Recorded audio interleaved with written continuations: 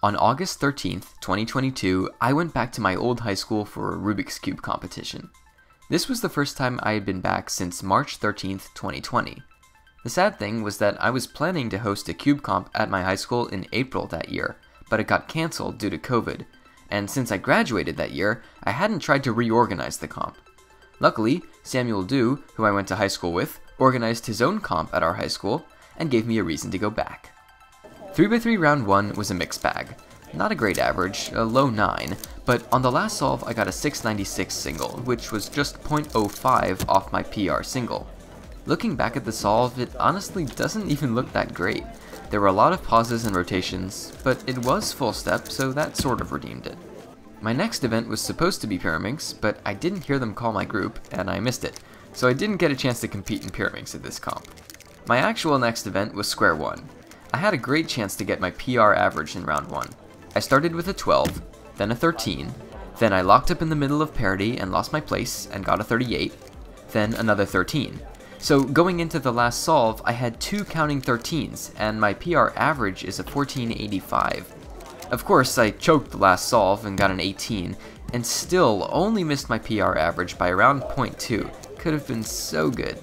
3x3 round 2 was next. I actually got my second fastest official average ever with an 837. I ended up counting a high 7 and 2 8s.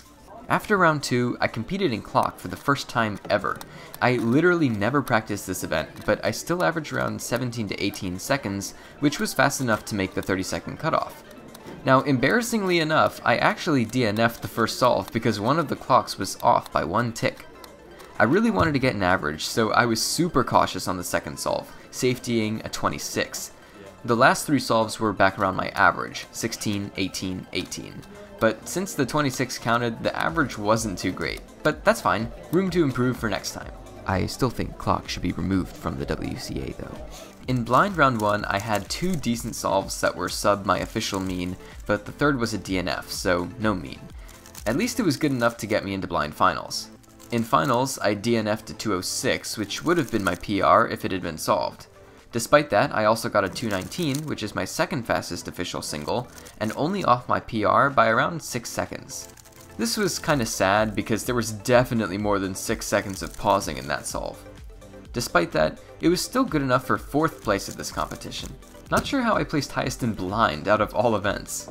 Squan finals was nothing spectacular. It was quite bad actually, mid 17 average. 3x3 finals was also a bit bittersweet.